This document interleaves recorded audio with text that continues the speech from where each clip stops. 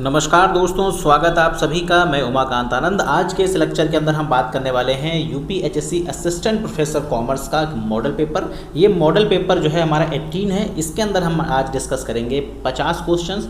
50 question में 35 questions आपको जो मिलेंगे वो कॉमर्स सब्जेक्ट के होंगे और जो 15 क्वेश्चंस होंगे आपके वो जीएस पोर्शन के होंगे। जैसा आप सभी को एग्ज़ाम का पैटर्न पता है कि एग्ज़ाम के अंदर जो क्वेश्चन पूछे जाते हैं वो 100 क्वेश्चन पूछे जाते हैं और 100 क्वेश्चन में 70 क्वेश्चन आपके कॉमर्स सब्जेक्ट से होते हैं और 30 जो क्वेश्चन होंगे वो जनरल स्टडीज़ के होंगे। तो चूंकि 100 क्वेश्चंस का जो लेक्चर होगा काफ़ी बड़ा हो जाएगा, इसीलिए हमने क्या किया है कि 50-50 क्वेश्चंस के जो मॉडल पेपर वो प्रिपेयर किए गए हैं। और जो भी पेपर तैयार किया गया है वो बहुत ही कह सकते हैं कि गहन अध्ययन के बाद तैयार किया गया है। जो भी आपका रिसेंट सिलेबस है असिस्टेंट प्रोफेसर कॉमर्स का, उस सिलेबस के अकॉर्डिंग क्वेश्चंस का चुनाव किया गया है और कोशिश की गई है कि लगभग उसी लेवल को मेंटेन किया जाए जिस लेवल के क्वेश्चन अभी तक एग्जाम के अंदर पूछे गए हैं। हालांकि जो प्रीवियस ईयर पेपर हैं आपका एडवर्टीजमेंट 46 और 47, हमने कोशिश की है कि उससे भी थोड़ा सा एडवांस लेवल के क्वेश्चंस को इस मॉडल पेपर में हमने शामिल किया है। मुझे पूरा भरोसा है कि अगर आप इस पूरे लेक्चर को देखेंगे तो आपको ये एनालाइज होगा, आपको ये चीज़ बिल्कुल क्लियर हो जाएगी कि जो पेपर का लेवल है, जो मॉडल पेपर का लेवल है, वो आपके हुबहू एग्जाम के लेवल को फॉलो करता हुआ है। तो चलिए लेक्चर को स्टार्ट करते हैं और हम लोग सबसे पहले क्वेश्चन नंबर 1 की बात करेंगे। तो जो क्वेश्चन नंबर 1 है आपके सामने, वो आपका बेसिकली जो क्वेश्चन है वो आपका जीएस पोर्शन का है। Ethical norms in research do not involve guideline. Question में आपसे कहा जा रहा है कि जो रिसर्च का एथिकल नॉर्म है, ethical norms in research do not involve guideline for, पहला ऑप्शन है थेसिस फॉर्मेट, दूसरा है कॉपीराइट, तीसरा है पेटेंटिंग, चौथा है आपका डेटा शेयरिंग। तो इसका जो सही ऑप्शन होगा, आप अपनी तैयारी को चेक करना चाहते हैं कि आपकी तैयारी किस हद तक कितनी अच्छी है, तो आपको क्या करना है, आप वीडियो को पॉज करके अपना सही ऑप्शन का चुनाव करेंगे। और अगर आप स्कोर 75 प्लस करते हैं तो आपकी जो तैयारी है वो एग्ज़ाम के लिहाज से बिल्कुल बेहतर है। तो देखें, इसका जो सही ऑप्शन होना चाहिए वो ऑप्शन ए होना चाहिए। चूँकि बेसिकली अगर हम एथिकल नॉर्म इन रिसर्च की बात करें तो ethical norm in research do not guidelines for, thesis format के बारे में कोई भी एथिकल नॉर्म्स है वो गाइडलाइन प्रोवाइड नहीं करता है। तो इसका ए ऑप्शन राइट हो जाना चाहिए। अब बात करेंगे क्वेश्चन नंबर 2 की। क्वेश्चन 2 आपसे कह रहा है the principles of a school conduct an interview session of teachers and student with a view to explore possibility of their enhancement participation in school program. This endeavor may be related to which type of research? कहा गया है कि यहाँ पे क्या है कि school ने एक इंटरव्यू किया हुआ है एक प्रकार से, और जिसमें टीचर और स्टूडेंट के पार्टिसिपेशन को इन्हेंस करने के संबंधित एक प्रोग्राम ऑर्गेनाइज किया गया।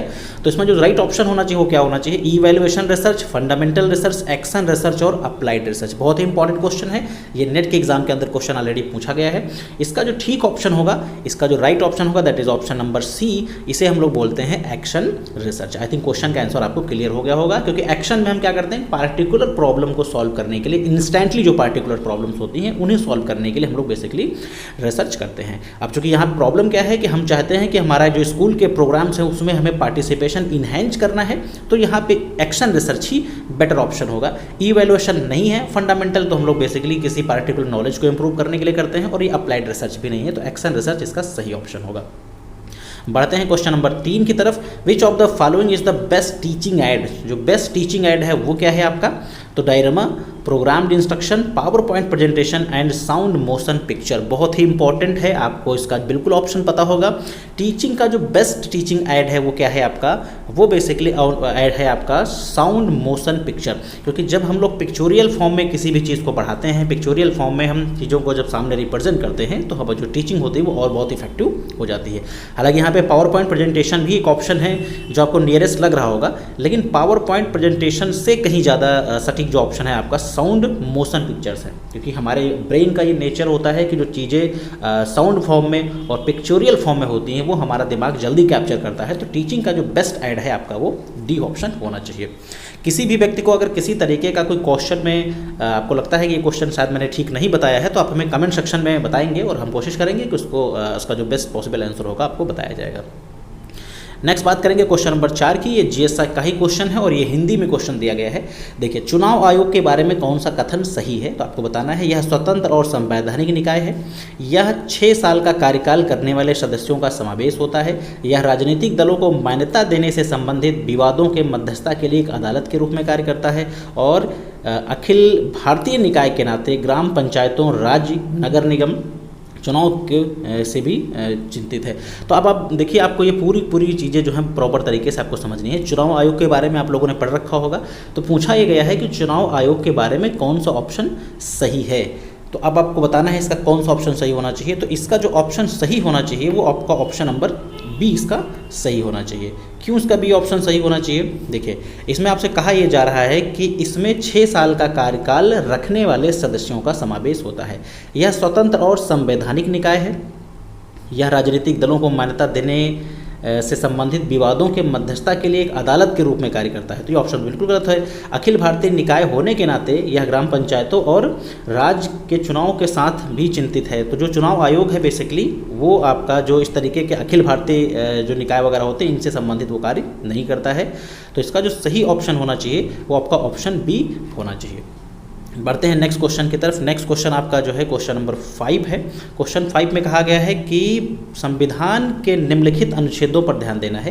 पहला जो अनुच्छेद है आपका, मतलब जो पहला ऑप्शन है आपके पास, पहला कह सकते पॉइंट है अनुच्छेद 72, ये राष्ट्रपति की क्षमा शक्ति के बारे में बताता है। दूसरा आपका है अनुच्छेद 143, यह सुप्रीम कोर्ट के सलाहकार क्षेत्राधिकार के बारे में बताता है। अनुच्छेद आपका 360 वित्तीय आपातकाल से संबंधित प्रावधान है। और अनुच्छेद 148 से 151 भारत के अटॉर्नी जनरल की शक्तियों एवं इनके कार्यों से संबंधित है। तो इसमें से कौन सा जो है आपका बेसिकली पॉइंट, जो कौन कौन से पॉइंट हैं जो सही हैं, तो ये आपको बेसिकली बताना है। तो अगर आप इसमें देखें तो इसके जो सही पॉइंट हैं आपके, वो शुरुआत के तीनों पॉइंट इसके बिल्कुल सही हैं। यानी कि जो आपका ऑप्शन दे रखा है आपका जो ए 72 आपका राष्ट्रपति की जो पावर होती है क्षमादान, जिसमें ये फांसी की सज़ा को भी मतलब कर सकता है। तो 72 आपका आर्टिकल है इसके लिए। 143 जो है सुप्रीम कोर्ट के सलाहकार क्षेत्राधिकार के बारे में है। और 360 जो है वित्तीय आपातकाल से संबंधित है। लेकिन जो आपका अनुच्छेद 100 कह सकते हैं 48 से 51 है वो अटॉर्नी जनरल से संबंधित नहीं है। तो ऑप्शन 1, 2 और 3 इसके सही ऑप्शन हो जाएंगे। बढ़ेंगे नेक्स्ट क्वेश्चन की ओर। नेक्स्ट क्वेश्चन आपका सबसे बहुत इंपॉर्टेंट क्वेश्चन है, पॉलिटी से रिलेटेड है। क्वेश्चन 6 इसमें पूछा जा रहा है कि सबसे बड़ा न्यायिक क्षेत्र किस उच्च न्यायालय का है। तो जो सबसे बड़ा न्यायिक क्षेत्र है वो किस उच्च न्यायालय का है, ये आपका जो सही ऑप्शन होगा ये होगा गुवाहाटी उच्च न्यायालय। क्योंकि जो गुवाहाटी उच्च न्यायालय है ये सबसे ज़्यादा क्षेत्र को कवर करता है। ध्यान रखिएगा, ये मोस्ट इंपॉर्टेंट क्वेश्चन है, कई एग्जाम में क्वेश्चन पूछा जा चुका है। बढ़ेंगे क्वेश्चन नंबर 7 की तरफ। आईसीटी से संबंधित क्वेश्चन है। इसमें है which of the following is an instant messaging application. आपको कहा गया मैसेजिंग एप्लीकेशन, इसमें कौन सा है? तो पहला व्हाट्सएप है, दूसरा गूगल टॉक है और आपका तीसरा वाइबर। तो select the correct answer from the codes. तो इसमें आपको सही ऑप्शन के बारे में बताना है। तो आपको पता है कि इसमें इसका जो सही ऑप्शन है दैट इज़ ABC तीनों, क्योंकि इसमें व्हाट्सएप जो है आपका वो भी मैसेजिंग है, गूगल टॉक भी है और वाइबर भी है। तो जो आपके मैसेजिंग एप्लीकेशन है वो तीनों हैं। तो इसका डी ऑप्शन जो है वो राइट ऑप्शन हो जाएगा, AB सही ऑप्शन होगा। बढ़ेंगे क्वेश्चन नंबर 8 की ओर। इसमें है which of the following is an open source software. ये भी आईसीटी का क्वेश्चन है। ओपन सोर्स सॉफ्टवेयर कौन सा है? तो पहला MS वर्ड, दूसरा विंडोज़, मोजिला फायरफॉक्स और एरोबैट रीडर। इसका जो सही ऑप्शन होगा ओपन सोर्स की हम बात करें तो इसका बी ऑप्शन राइट होगा। बी ऑप्शन नहीं, इसका जो ऑप्शन राइट होगा वो होगा ऑप्शन नंबर सी। एक मिनट, ऑप्शन सी इसका होगा मोजिला फायरफॉक्स। ये क्या है? ये ओपन सोर्स सॉफ्टवेयर है। आई थिंक यहाँ तक कोई डाउट आपको नहीं होगा। नेक्स्ट बढ़ेंगे क्वेश्चन नंबर 9 की ओर। 9 में आपसे पूछा जा रहा है which of the following enables us to send the same letter to the different persons in a word MS word.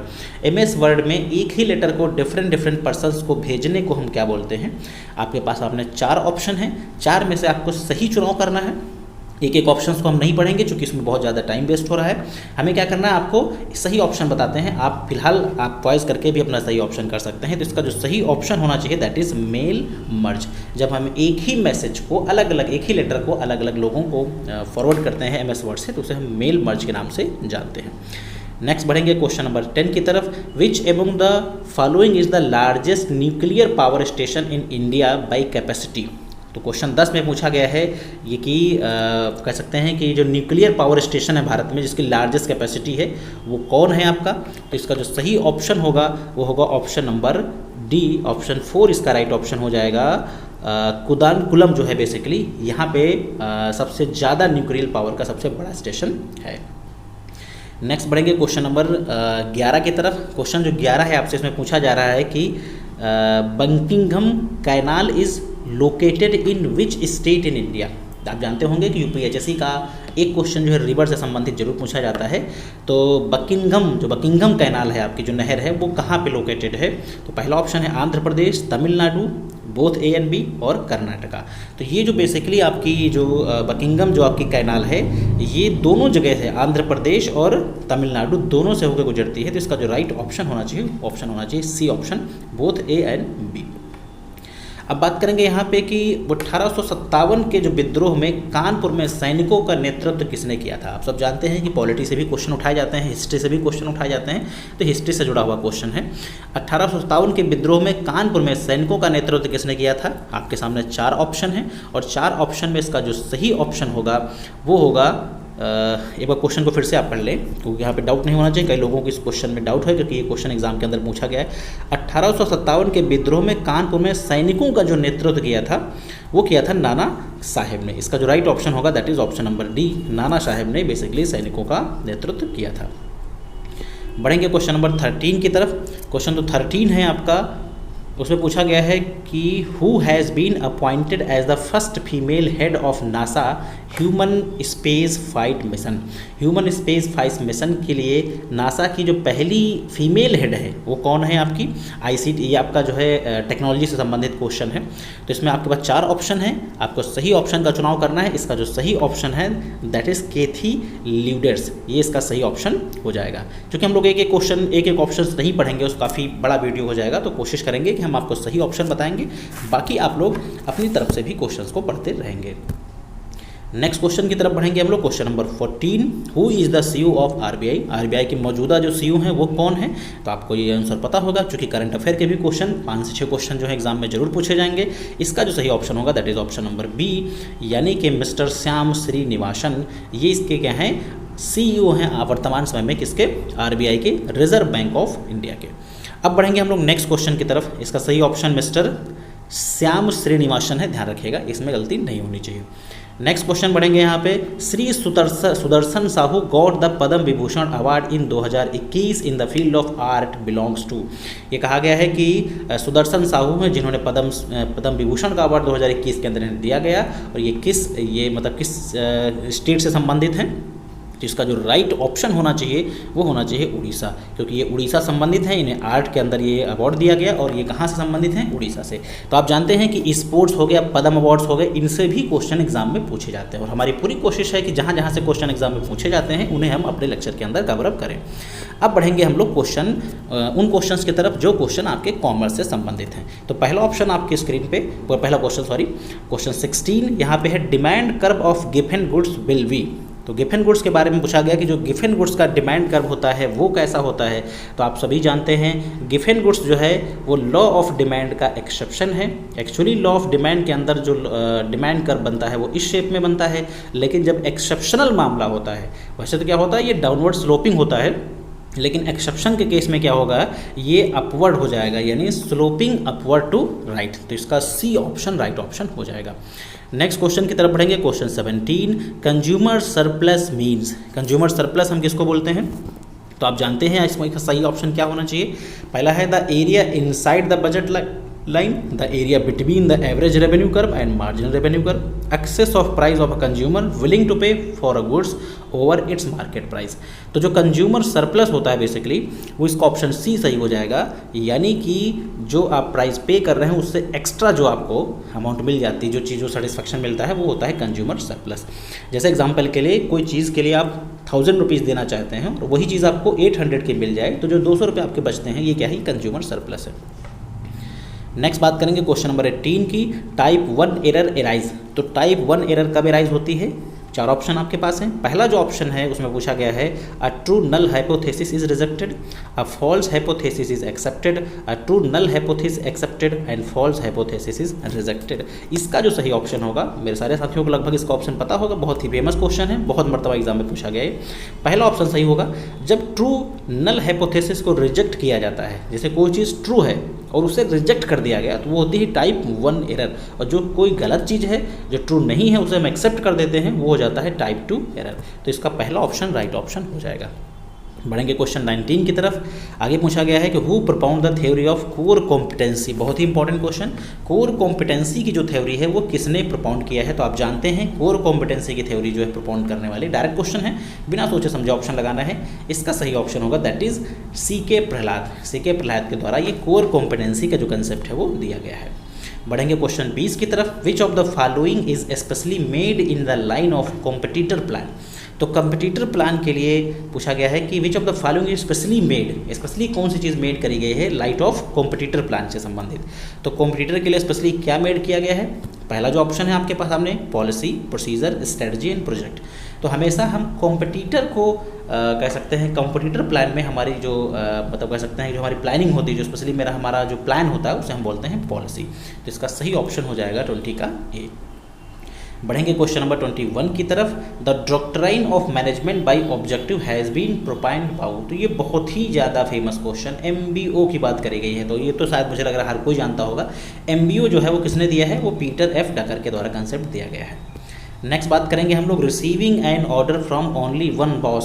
तो अगर एक ही बॉस से हम कोई ऑर्डर रिसीव करते हैं तो वो होता है आपका यूनिटी ऑफ कमांड। ये बहुत बेसिक क्वेश्चंस हैं, लेकिन बेसिक क्वेश्चंस भी एग्जाम में पूछे जाते हैं, इसलिए आपको ऐसे भी क्वेश्चंस की स्टडी करनी पड़ेगी।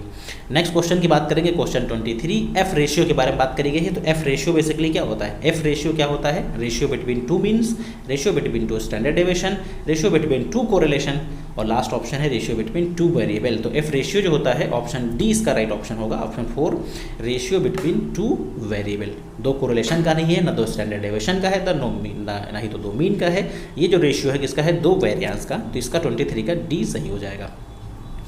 नेक्स्ट बात करेंगे क्वेश्चन नंबर 24 की। 24 में पूछा गया है the plan for meeting the challenges of a competitor is called. The plan for meeting the challenges of competitor. जो कॉम्पिटिटर के चैलेंजेस होते हैं उनको हम लोग कैसे मीट करते हैं, उसके लिए हमारी जो प्लानिंग होती है उसे हम क्या बोलते हैं? तो पहला है प्रोग्राम, मिशन, डेविएशन प्लान और स्ट्रेटजी। तो अगर किसी भी तरीके के चैलेंजेस को मीट करने के लिए जब हम प्लान बनाते हैं तो उसे हम लोग बेसिकली क्या बोलते हैं? उसे हम बोलते हैं स्ट्रेटजी। इसका राइट ऑप्शन जो होगा ऑप्शन नंबर डी हो जाएगा, स्ट्रेटजी इसका राइट ऑप्शन हो जाएगा। नेक्स्ट बढ़ेंगे हम लोग क्वेश्चन नंबर 25 की तरफ। क्वेश्चन 25 आपसे कह रहा है the chief contribution of Henry Fayol to management is that. तो हेनरी फ्यूल का मैनेजमेंट के अंदर जो चीफ कंट्रीब्यूशन है वो क्या है?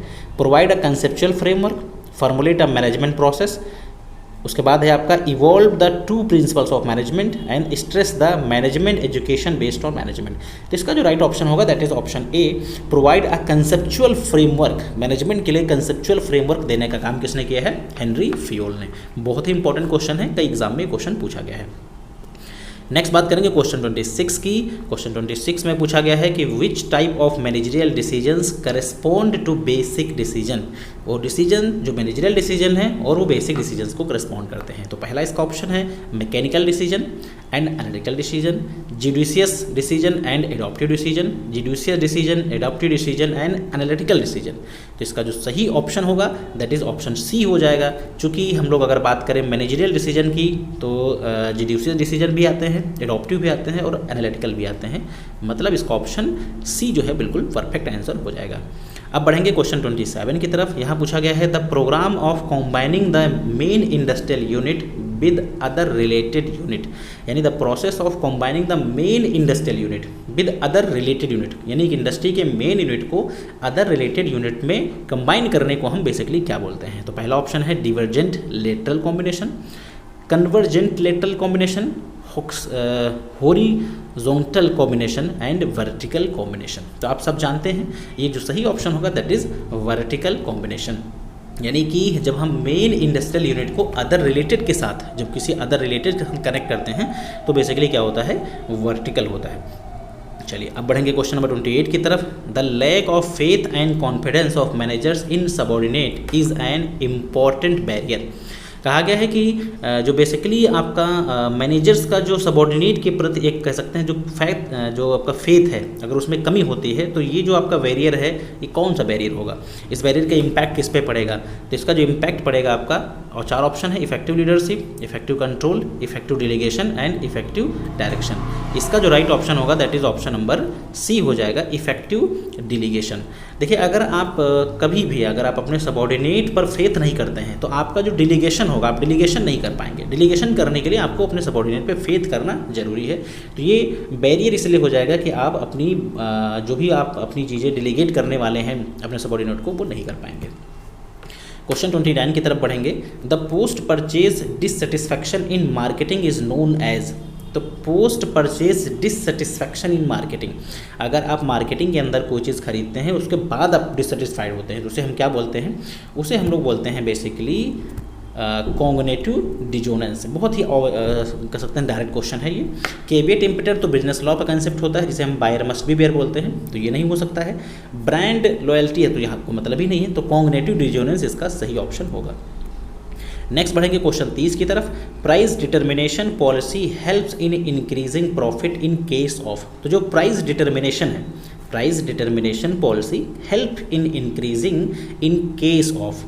प्राइस जो डिटर्मिनेशन है बेसिकली ये किससे संबंधित है? परफेक्ट कॉम्पिटिशन से, मोनोपोलिस्टिक में और मोनोपोली में, और एक ओलिगोपोली। तो आप सभी जिससे अवगत हैं इसका ऑप्शन जो है वह सी सही हो जाएगा, क्योंकि जो प्राइस डिस्क्रिमिनेशन होता है उसमें एक ही प्रोडक्ट को अलग अलग कस्टमर के लिए अलग अलग प्राइस पे हम लोग प्रोडक्ट को चार्ज करते हैं। बट इसकी शर्त ये होती है कि मार्केट में आपकी मोनोपोली होनी चाहिए। जब तक आपकी मोनोपोली नहीं होगी तब तक आप एक ही प्रोडक्ट को अलग अलग कस्टमर को अलग अलग रेट पर चार्ज नहीं कर पाएंगे।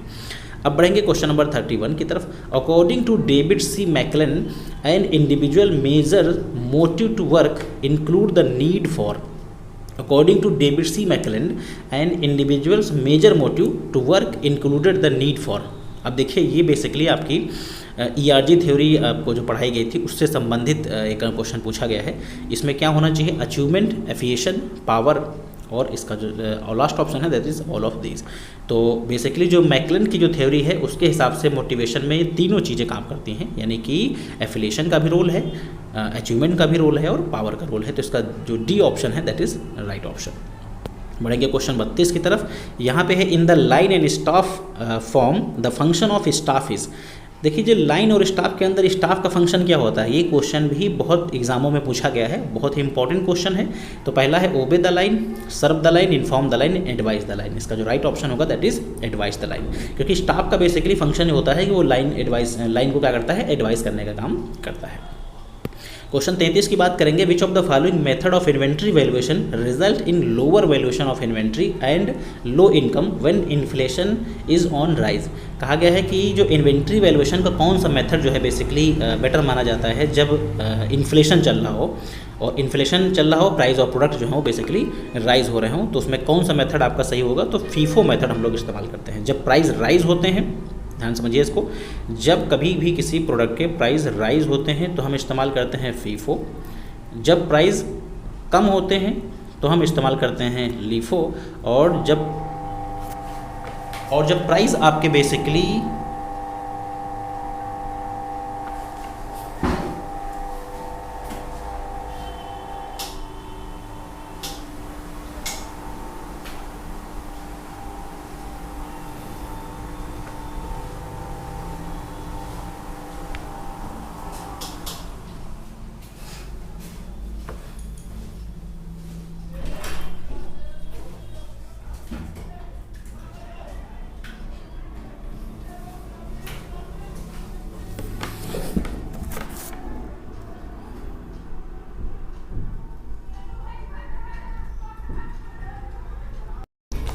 तो हम लोग प्राइस की बात कर रहे थे कि जो प्राइस मतलब अगर जब राइज होता है तो फीफो, और प्राइस जब बढ़ता है तो लीफो का हम लोग इस्तेमाल करते हैं।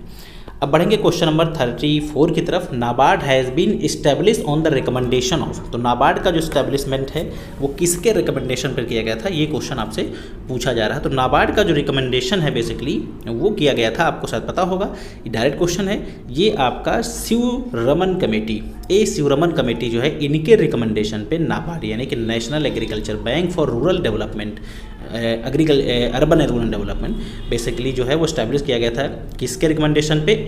शिवरमन कमेटी के रिकमेंडेशन पे। नेक्स्ट बढ़ेंगे क्वेश्चन नंबर 35 की तरफ। इसमें पूछा गया है कि अ डेरिवेटिव इज, एक डेरिवेटिव बेसिकली क्या होता है? तो तो जो डेरिवेटिव होता है आपका एक डिराइव्ड एसेट है, डिराइव्ड फाइनेंशियल एसेट है, derived from form of net asset है।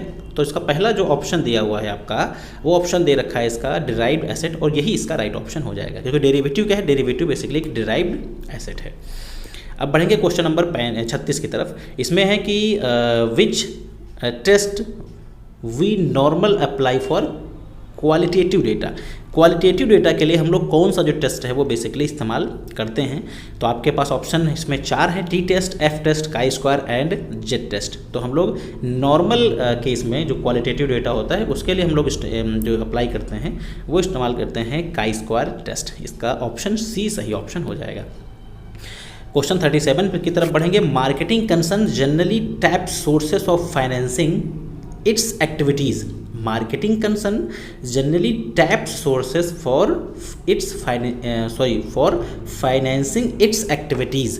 तो इसमें जो 4 ऑप्शन हैं, पहला own capital, bank credit, trade credit and all of these. तो इसका सही ऑप्शन डी होना चाहिए, क्योंकि बेसिकली हम लोग अपनी फाइनेंसिंग करने के लिए हम चारों चीज़ों का इस्तेमाल करते हैं। दैट मीन्स कि ओन कैपिटल भी लेते हैं, बैंक से हम क्रेडिट भी ले लेते हैं और ट्रेड क्रेडिट का भी इस्तेमाल किया जाता है। तो इसका जो ऑप्शन होगा डी ऑप्शन सही हो जाएगा। नेक्स्ट क्वेश्चन है E banking is synonymous with. E banking का जो सिनोनिम है वो क्या है, ये क्वेश्चन पूछा गया है। तो ई बैंकिंग, पहला option tele banking, internet banking, euro banking. तो टेली नहीं हो सकता, यूरो बैंकिंग नहीं हो सकता। इसका जो राइट ऑप्शन होगा that is option B, internet banking. हम लोग ई बैंकिंग को इंटरनेट बैंकिंग भी बोल सकते हैं। इसका सही ऑप्शन बी हो जाएगा।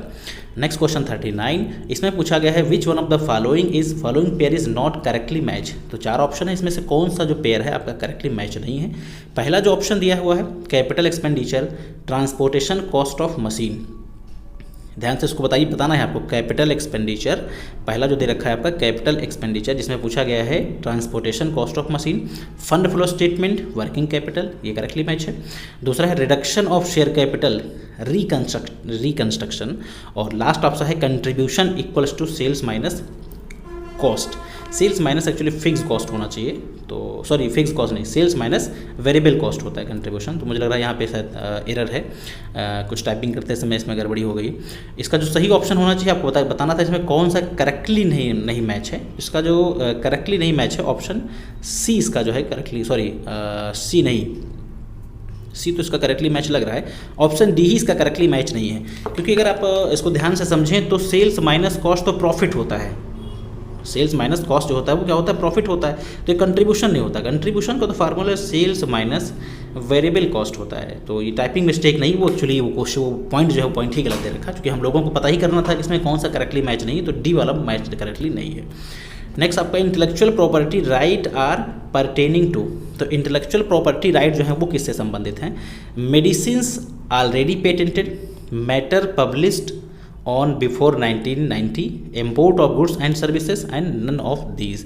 तो अगर हम इसकी बात करें तो इंटेलेक्चुअल प्रॉपर्टी राइट जो है आपके, इसमें आपका ऑप्शन डी सही होगा, क्योंकि तीनों चीज़ें जो हैं आपकी वो इंटेलेक्चुअल प्रॉपर्टी राइट से रिलेटेड नहीं है। मेडिसिन जो ऑलरेडी पेटेंट है वो भी नहीं होगी आपकी।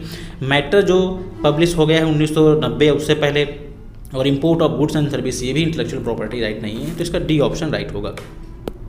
41 की तरफ बढ़ेंगे हम लोग। विच one of the following statement is not true. इसमें कौन सा स्टेटमेंट ट्रू नहीं है आपको, तो ये पता लगा के बताना है। बहुत ही सवाल बेसिक सा है। An expenditure intended to the benefit current year is revenue expenditure. तो ये तो आप जान ही रहे हैं कि बिल्कुल सही बात है, क्योंकि जो करंट ईयर के एक्सपेंडिचर होते हैं बेसिकली करंट ईयर के रेवेन्यू को अर्न करने के लिए जो एक्सपेंडिचर करे जाते हैं वो रेवेन्यू एक्सपेंडिचर होते हैं। दूसरा देखिए, दूसरा आपके पास क्वेश्चन पूछा गया है the amount paid for acquiring goodwill is capital expenditure. बिल्कुल सही है, जो आप अमाउंट पे करते हैं गुडविल खरीदने के लिए वो कैपिटल एक्सपेंडिचर होता है।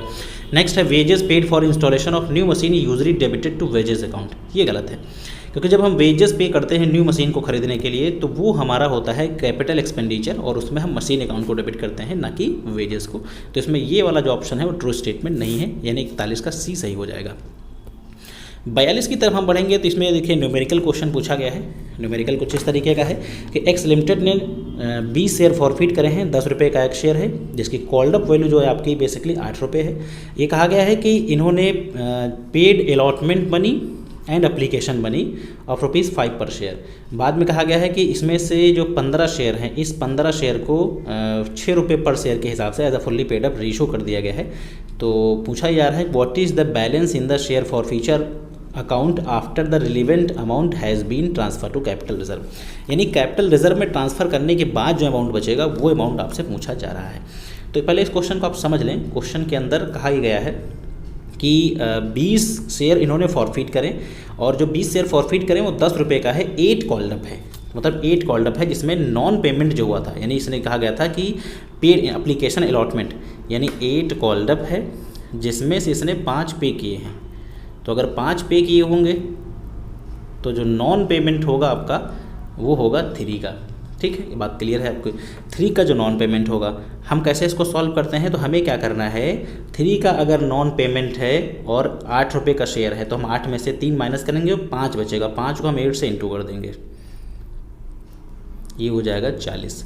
अब हम दोबारा वापस आएंगे किस पे, दोबारा देखेंगे 10 मतलब इसी को हमें बेचा गया है 10 रुपये का जो शेयर है आपका वो 6 रुपये के हिसाब से। तो आपने जो बेचे हैं वो शेयर वो बेचे हैं सिर्फ 15। तो अगर आपने 15 शेयर बेचे हुए हैं तो 15 और 6 रुपये की रेट से बेचा है, 4 रुपये का नुकसान हो गया, तो 15 इंटू 4 यानी कि 60 रुपये का आपको क्या हो गया इसमें बेसिकली। 1 मिनट, कुछ गलत हो गया शायद, 1 मिनट तो, क्योंकि ये क्वेश्चन तो बहुत ज़्यादा मुश्किल नहीं है लेकिन आपको समझने में थोड़ी सी दिक्कत हो रही होगी शायद। मैं दोबारा फिर से कोशिश करता हूँ, क्योंकि दिक्कत क्या है कि बहुत अच्छे से मतलब लिखा नहीं जा सकता है कि ये इसमें बड़ा इशू है। देखिए, फॉर फीचर वाले क्वेश्चंस को नॉर्मली हम कैसे सॉल्व करते हैं, तो फॉर फीचर की 3 एंट्री होती हैं, आप सभी को याद होगा। क्योंकि एंट्री करके तो हम यहाँ करेंगे नहीं, हम आपको डायरेक्टली करके दिखाते हैं। तो अगर 8 रुपये का एक शेयर है जिसमें आपका 5 पेड है तो 3 आपका नॉन पेमेंट है, तो 3 आपका नॉन पेमेंट है। तो 8 में से 3 आपको माइनस करना है, कितना बचेगा, 5 बचेगा। टोटल नंबर ऑफ शेयर 20 थे, 5 से इंटू करेंगे तो आपको 100 रुपये का फ़ायदा होगा। फिर कहा गया है कि इसी शेयर को, इस 10 वाले शेयर को 6 रुपये के हिसाब से बेचा गया तो 4 रुपये पर शेयर का नुकसान हो गया। 4 रुपये पर शेयर का नुकसान हुआ, वो भी 15 शेयर पे। तो 15 इंटू 4 हम करेंगे तो ये आ जाएगा कितना, 60। तो यानी 100 में से 60 माइनस करोगे तो 40 रुपये का जो फ़ायदा हुआ आपको हुआ। ठीक है, हालांकि ये फ़ायदा 40 रुपये का फॉर फीचर अभी नहीं होगा, क्योंकि ऊपर की वैल्यू जो है आपकी वो 20 की है, ये वैल्यू 15 की है, तो ऊपर वाली वैल्यू को हमें नीचे के बराबर करना होगा। तो आपको करना ये होता है कि 100 डिवाइड बाई 20 इंटू 15 करना होगा। तो ये वैल्यू आ जाएगी 15 × 5 = 75। ठीक है, 15 कितनी आएगी, 75 आएगी। अब आपको ध्यान में रखना है 75 में से हमें 60 माइनस करना है, तो बचेगा कितना, 75 में से 60 माइनस करोगे कितना बचेगा, 15 बचेगा। अब 40 में से 15 माइनस कर दीजिए तो जो रिमेनिंग वैल्यू बचेगी वो बचेगी आपकी 25। यानी इसका जो सही ऑप्शन होगा दैट इज़ ऑप्शन नंबर 3 हो जाएगा, क्योंकि यहाँ बैलेंस पूछा गया है, कैपिटल रिजर्व में ट्रांसफ़र करने के बाद का बैलेंस पूछा गया है। नेक्स्ट क्वेश्चन भी हम बात करेंगे 43 में आपसे पूछा गया है कि dividend इररिलेवेंस argument of MM model is based on. तो जो डिविडेंड इररिलेवेंस है वो किस पर बेस्ड है ये पूछा गया है। तो आप जानते हैं कि डिविडेंड जो मॉडल आपका MM मॉडल है ये बेसिकली किस पर बेस्ड है, ये आर्बिट्रेज के ऊपर बेस्ड है। इसका डी ऑप्शन राइट ऑप्शन हो जाएगा। बढ़ेंगे 44 की तरफ। Which among the following is not a physical barrier of communication. तो कम्युनिकेशन का फिजिकल बैरियर कौन सा नहीं है, तो कम्युनिकेशन का जो फिजिकल बैरियर है वो आपका पुअर वोकैबुलरी जो है आपका फिजिकल बैरियर नहीं है। नॉइस हो गया आपका, नॉइस फिजिकल बैरियर है। इम्प्रॉपर टाइम बैरियर है और ओवरलोड बैरियर है। पुअर वोकैबुलरी जो है फिजिकल बैरियर बेसिकली नहीं है। अब बढ़ेंगे यहाँ पे, अब हम लोगों को जो क्वेश्चन करना है वो नेक्स्ट क्वेश्चन करना है। नेक्स्ट क्वेश्चन की बात करें, क्वेश्चन 45 में पूछा गया है the application of X square test as a parametric test will be made in which one of the following situation. तो इसका जो 4 ऑप्शन है, पहला ऑप्शन है test of independent of attributes, test of goodness of fit as specific type of distribution. Next है आपका test of population variance on the basis of small size variance, and last option है the homogeneity of several population with respect to some characteristics. वो आप पढ़ लीजिएगा उसको। देखिए, इसका जो सही ऑप्शन होना चाहिए ऑप्शन नंबर सी होना चाहिए, क्योंकि अगर हम लोग एक्स स्क्वायर टेस्ट की बात करें तो test of population variance on the basis of small sample variances, तो इसका सी ऑप्शन राइट होगा। क्वेश्चन नंबर 46 की तरफ हम लोग बढ़ेंगे।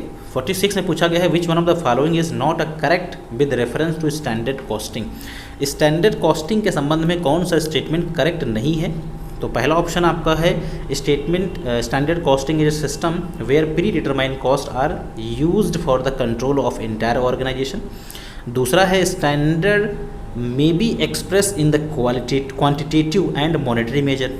ये स्टेटमेंट भी आपका करेक्ट है। पहला स्टेटमेंट भी करेक्ट स्टेटमेंट था, दूसरा स्टेटमेंट भी करेक्ट स्टेटमेंट है। फिर हम बात करेंगे only adverse variances are investigated intensively. ये वाला जो स्टेटमेंट है ये गलत स्टेटमेंट है। क्यों? क्योंकि हम सिर्फ और सिर्फ एडवर्स वालों को ही नहीं देखते हैं, कुछ ऐसे भी केसेस होते हैं जहाँ पे जो आपका एडवर्स नहीं होता है उसे भी हम लोग क्या करते हैं, उसे भी हम लोग बाकायदा इन्वेस्टिगेट करते हैं। तो इसका जो सी ऑप्शन है वो कह सकते हैं कि नॉट करेक्ट स्टेटमेंट है। 47 की तरफ हम लोग बढ़ेंगे। 47 question number, which one of the following statement is not correct. इसमें फिर से अगेन पूछा गया है कि कौन सा स्टेटमेंट करेक्ट नहीं है। तो IMF headquarter is Washington DC, बिल्कुल सही बात है, सही करेक्ट स्टेटमेंट है। दूसरा है IMF has 198 member countries of as its member.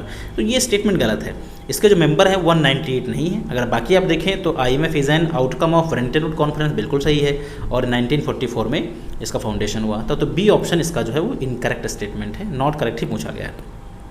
Next 48 की हम लोग बात करें। 48 में बीच one of the following is not a part of TRIPS. TRIPS का मतलब trade related intellectual property rights में कौन नहीं है, कौन सा इसका पार्ट नहीं है।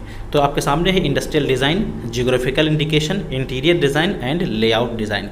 तो इसके अंदर आपका बेसिकली इंटीरियर डिज़ाइन शामिल नहीं होता है, यानी ट्रिप्स के अंदर इंटीरियर डिज़ाइन को शामिल नहीं किया जाता है।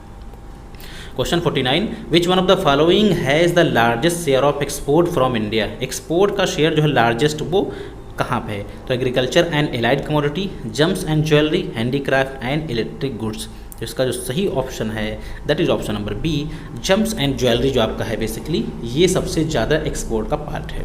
अब बात करेंगे वो क्वेश्चन 50 जो आखिरी क्वेश्चन है।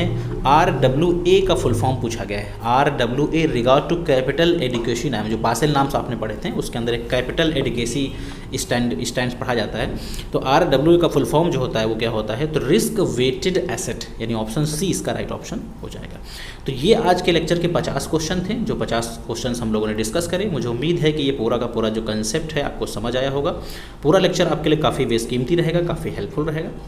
और अगर आपका किसी तरीके का कोई डाउट है, कोई क्वेश्चन ऐसा है जो आपको ऐसा लगा हो कि शायद इसका ऑप्शन हमने सही नहीं बताया या मेरे बताने के हिसाब से वो आंसर आपको उचित ना लग रहा हो, तो आप कमेंट सेक्शन में वो पूरी बात अपनी बताएंगे और जो भी उसका दोबारा मतलब आंसर मॉडिफाई किया जा सकता है वो आंसर मॉडिफाई किया जाएगा। इसके डिस्क्रिप्शन में हम आपको टेलीग्राम का एक लिंक भी दे रहे हैं, जिस टेलीग्राम लिंक में आप इंटर करके हमारे ग्रुप के मेंबर हो सकते हैं, जहाँ पे आपको असिस्टेंट प्रोफेसर, PGT, TGT, इसके अतिरिक्त और भी तमाम एग्ज़ाम जो कॉमर्स से संबंधित हैं, जैसे UGC NET commerce, UGC NET management, इन सभी से संबंधित तैयारी और उससे संबंधित जो भी नोट्स और टेस्ट सीरीज़ हैं वो आपको प्रोवाइड की जाती हैं। So thanks for watching this video, have a nice day.